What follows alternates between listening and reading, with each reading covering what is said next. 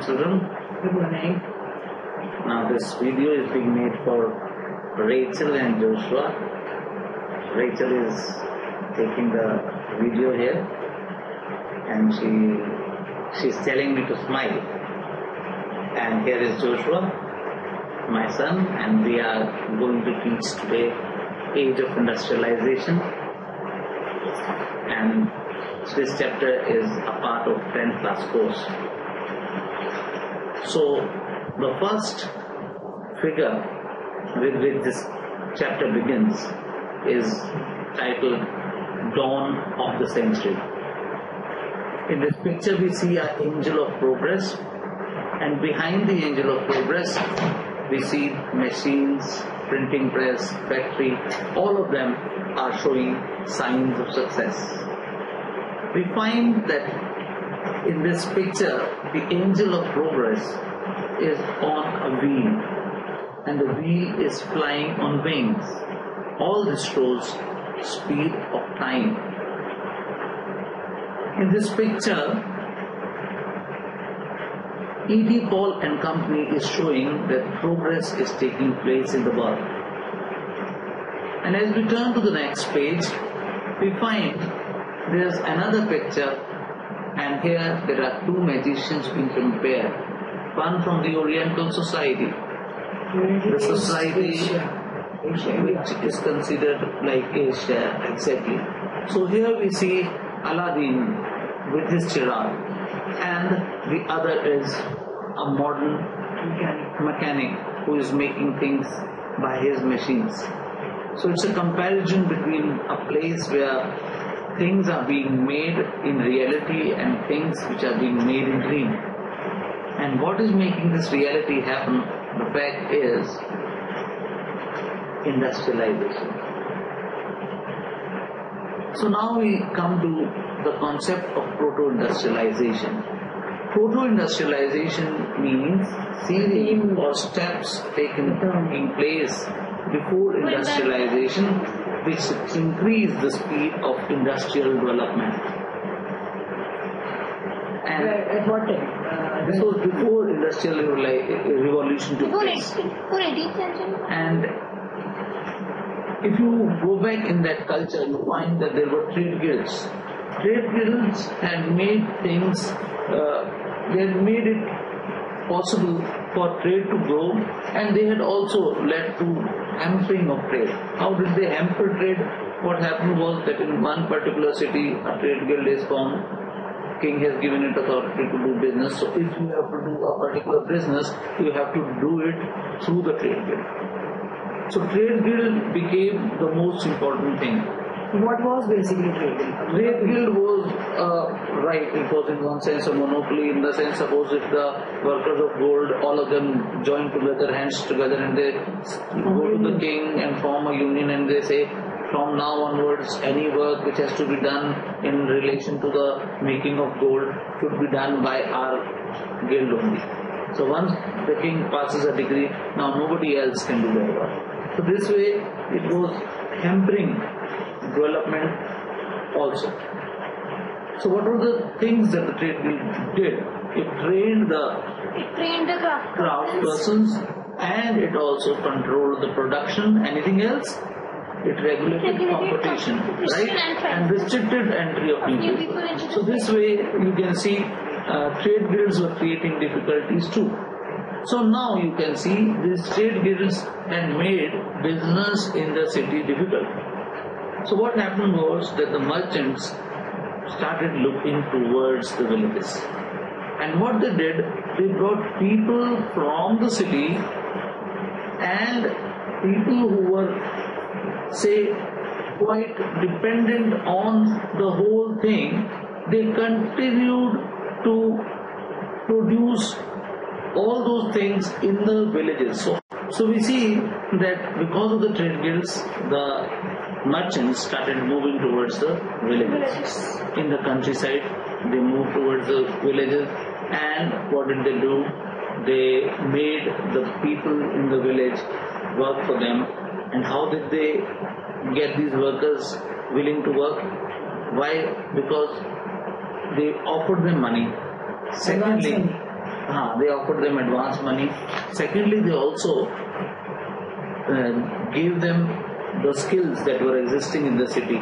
So now what happened was that if they have one skill, they will bring it to this village, and the people in the village will be able to do that work, and once they do that work, they will be able to, say, produce things at a lower cost, and now they will not be under the control of the king, because the king, or the city was totally controlled by the trade guilds. So now we can see that the poor people, why did they work for them?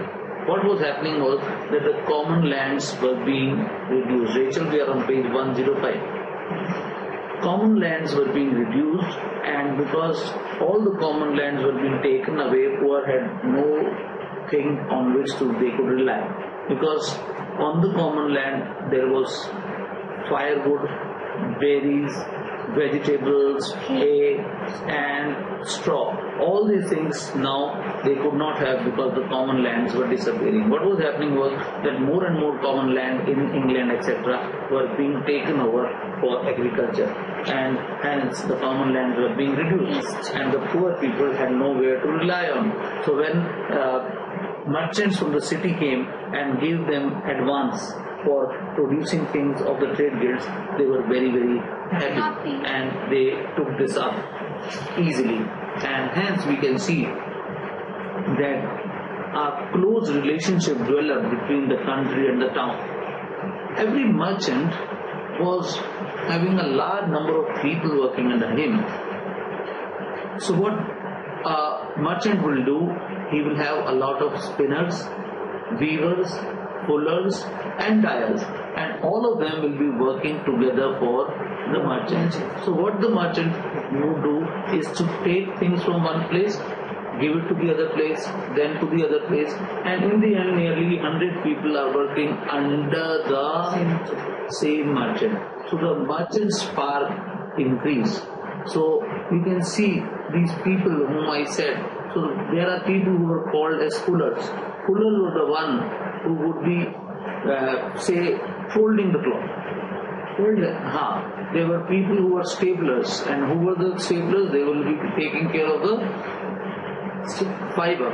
And a person who staples or sorts wool according to its fiber is the stapler, right? And then carding process was also being done. And what is carding? This is a process. Then London became the finishing center also. So then we can say London became a finishing center. Now what does that mean? Once the cloth was made, it went to London. See, in London nothing could be created easily because of the laws that were there. Guilds had been formed, but things could be brought from outside. So things were brought to London, and once they came to London, then they were, say, finished.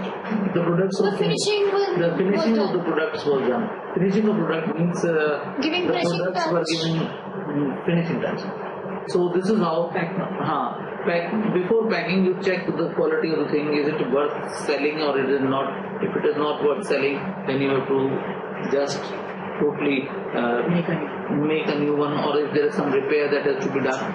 So what do we see? That with this we can see how total industrialization helped. Now we are coming to the age of factories, the coming up of factories, and what do we find in 1730 onwards? Cotton mills had started taking important place, and in England. So what do we see? That Richard Arkwright, if you see, is the person who created the first cotton mill, right?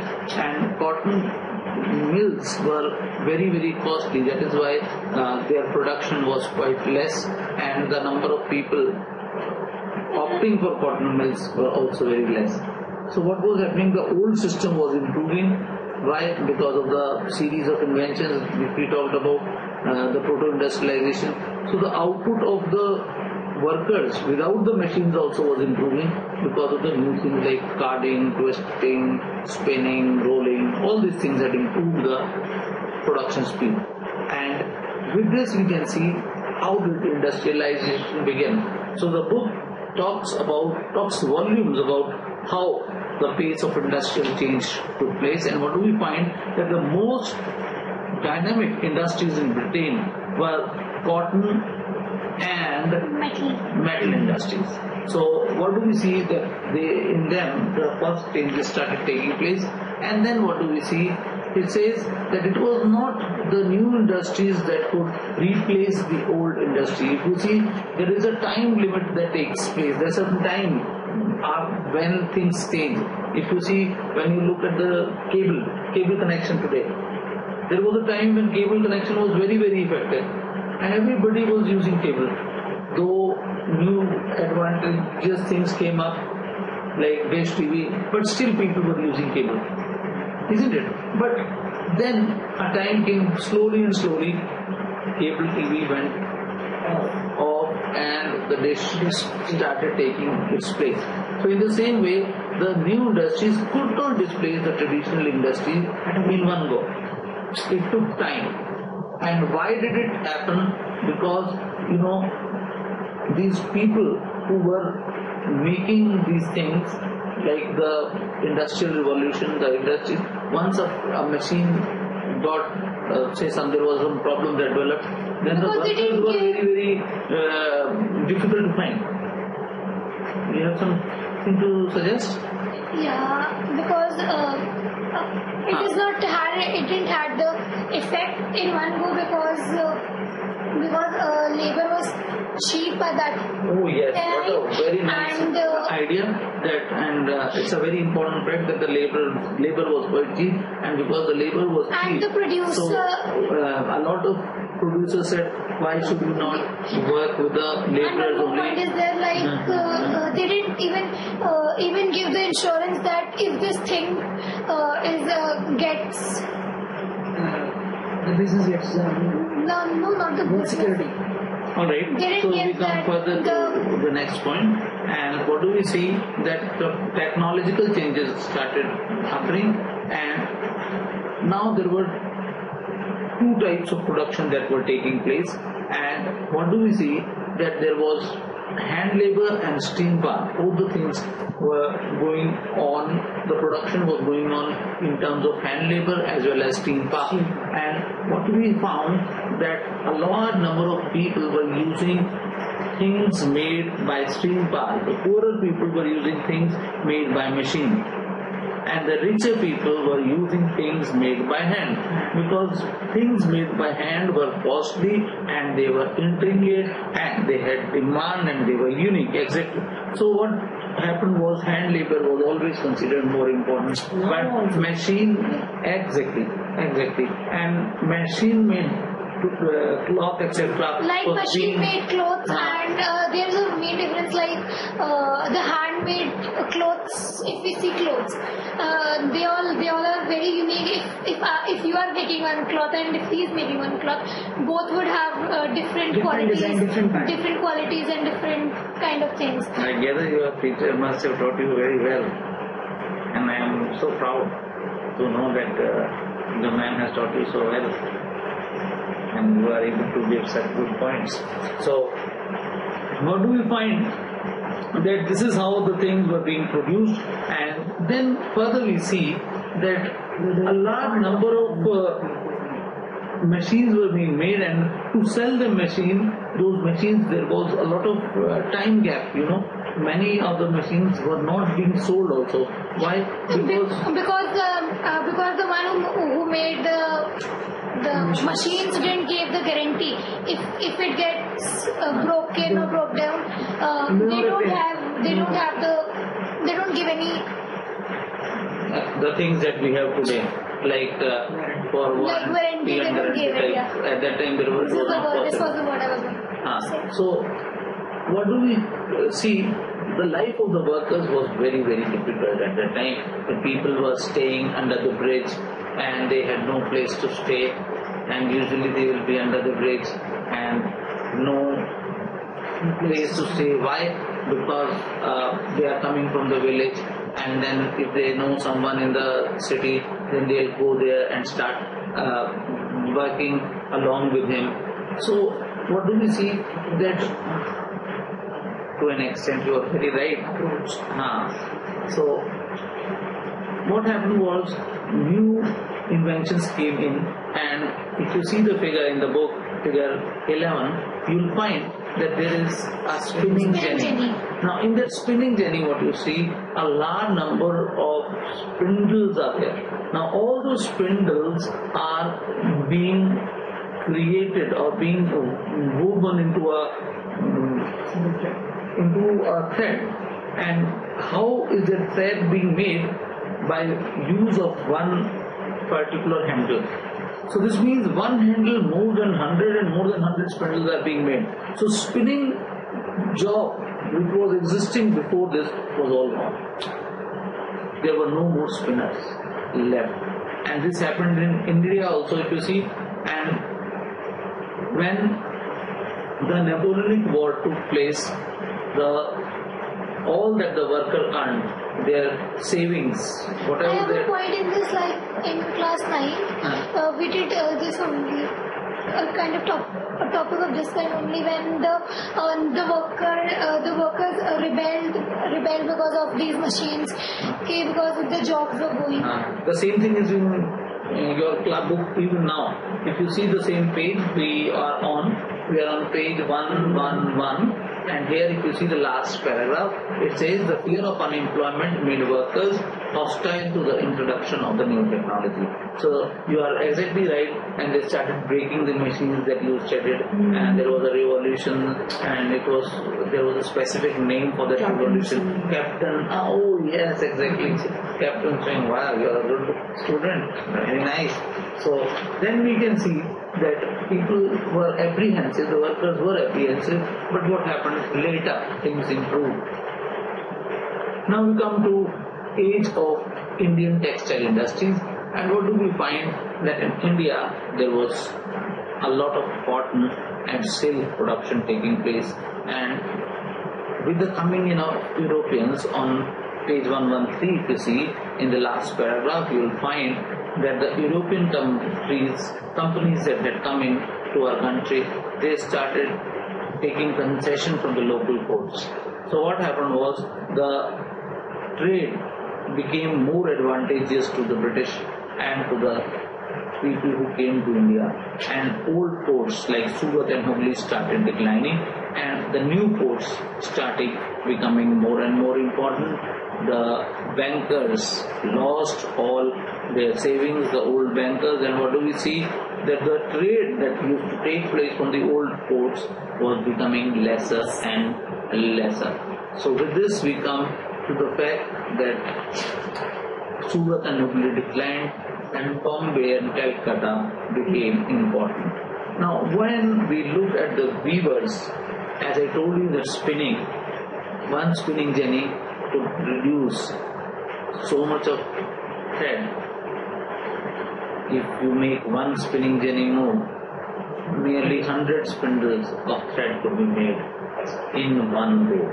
So the speed of making thread increased to such an extent, so a lot of weavers lost their jobs. This happened in India, it happened in England, and everywhere the weavers could not, the spinners could not survive, but the weavers still could survive. Weavers are the one who make the cloth. Instead of spinning any Gandhiji had his charkha, but that's out of course here, and charkha could only make one thread, so spinning jenny could make 100. So if one man is working on charkha, he is making one spindle, and the one who is working on spinning jenny is making 100 spindles. So that way you can see. So what happened to the weavers? Weavers were still able to survive, and what happened was that in the market there were French, there were Dutch, there were Portuguese, and all of them were there. And as all of them were there, we find that because these weavers had competition from Europe, people from Europe came to buy the cloth which the weavers of India were making. So a lot of cloth could be sold at a very good price. But when East India Company took the place which weavers had, with the Indian owners, Indian say kings had, when British became the ruler of the country, they removed all this competition. And once that competition was removed, it led to a great problem for the Indian weavers, because now there was no competition left in the market. In the past, whatever the weavers made, there were 3 or 4 foreign countries competing for the thing. But today only, at that time when the British were in control, only British were there. And this way the weavers were suffering. After this, what happened was that the company found that there can be more earning they can do if they appoint their own officials to do the whole job. So what happened was that they appointed Gomar. So the British. Who were Gomstas? British. The Gomstas were the officials, the paid servants of the company, and Gomstas didn't have a good relation with the Muslims. So what happened was that their main thing was that they were working for the company, and as they were working for the company, they will not be bothered about the local customs and tradition, and they were given the task that you have to provide so much of cloth to the company. So suppose if that cloth is not being provided on the particular day, so then they will come to the weaver and ask, why have you not provided? Because before this they have already given the advance.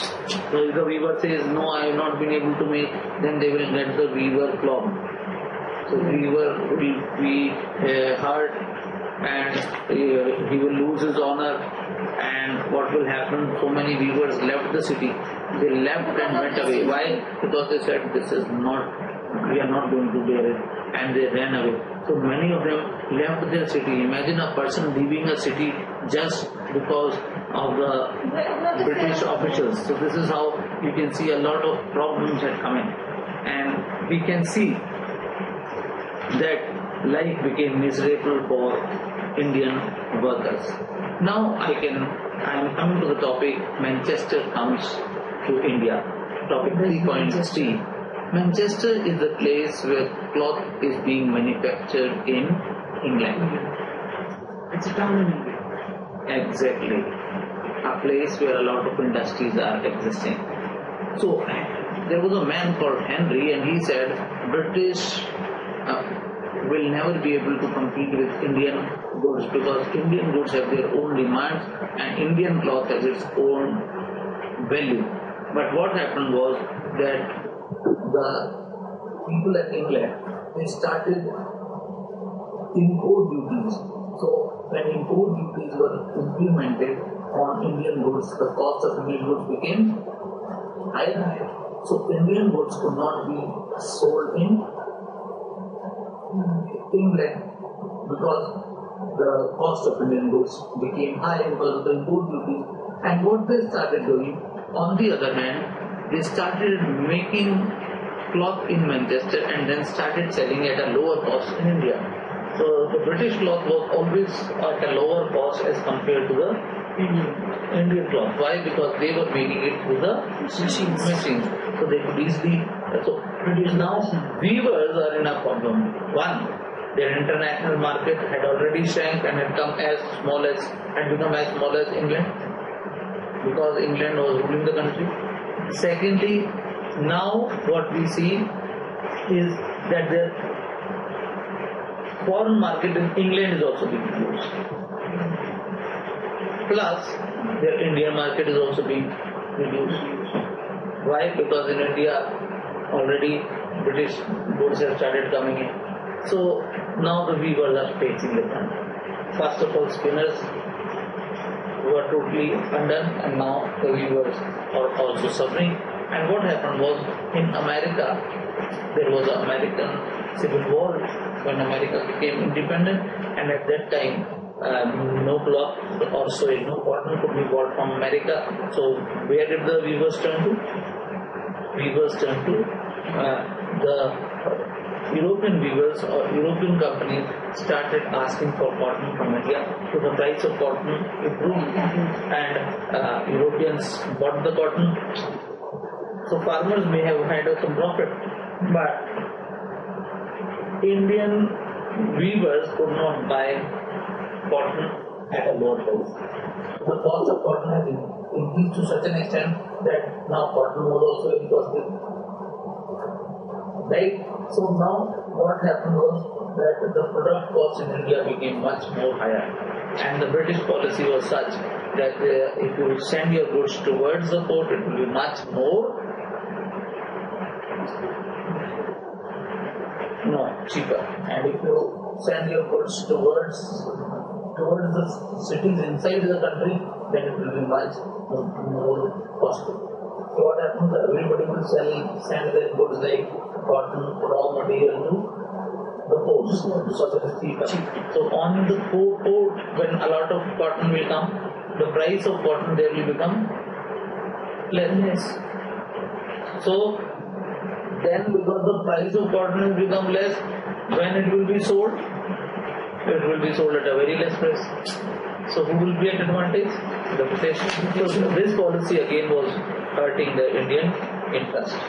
So now we see the fact that a lot of factories came up in India too, and we can see that there were Indian entrepreneurs who had started doing business in India, and we see the picture of Dwarkanath Tagore. Dwarkanath Tagore had developed attitude toward westernization and industrialization. He invested his money in shipping, mining, banking. I have faint idea about that and I am not sure, but I only know this much, that all the money that he had earned, he invested in stock companies, and that money sank. This fortune sank.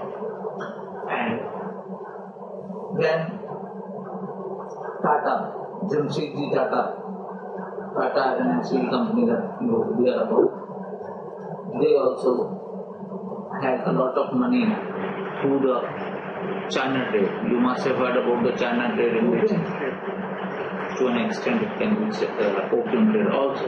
So what do we see? See, Uttam Chand also was a Marwadi businessman who started Indian jute mills in Calcutta. Judy Birla also, if you see, had his business at this place. So what do we see? That a lot of entrepreneurs were involved, and we can see that three European managing agencies, the Bird and Hegel and Company, and Joule and Jardine Skinner, all the three companies, if you see, they are here. You can see all the three companies, European companies, were involved in business with India, and we can see European managing agencies. So they were investing their money in India, and what we see, you can see partners of the Tata enterprise. These are R.D. Tata, R.J. Tata, B.J. Tata, all of them from Tata family. And then where did the workers come from? So you can see these are the young workers of that age, and where did they come from? They used to come from the areas nearby, from Ratnagiri, and further we see that there was a very important position, and the position was that of a jobber. So who was a jobber? Jobber was a person who was a trusted worker, and he was very important in the eye of the management of the company. So this jobber, if you imagine that that you are the owner of a company and you trust a person. So you ask him, all right, you take care of my company, and anybody who wants a job will get the job because I trust you. So now anybody who had to get job will get a job through the jobber. So jobber became a very influential person. You can see here, you see a man standing, and the way and the arrogance and the style with which he is standing, if you see, his position shows he is at a very important position. And why is he at such an important position? Because he is the jobber. Jobber is the person who provides job. Imagine you come to a city and you want jobs, and whenever you want job, you have to go to the jobber. And he is going to provide job to you, your son, your children, and your children's children, and your relatives. So how much important he will be for you. Whatever he will say, you will have to do to please him. He demanded money and gifts. He was being given money, gift, favors, and controlling the lives of the worker. Whatever he says, you will have to do. Because then only you will get the job. So you can see, it's a very dangerous position. Dangerous in the sense that it can be exploitative position. So with this we can see that a lot of things were being produced, and further we see on page 121 the things that are being produced. There is tea being produced, coffee plantation, and other goods being produced in the country. And what do we find? That there was China trade. What trade? China trade. So what happened was, from India, yarn used to go to China. And what happened was, Japan also started producing yarn. So till the time Japan was not producing yarn, we were able to say have a lot of profit, and Indian trade was increasing to a great extent. But later, cloth from other countries also started coming in, and we see that new industrial development led to such situations. So with this we can say there are few more topics which are left, and this can be taken up later, and we can say thank you very much for being with us. Thank you.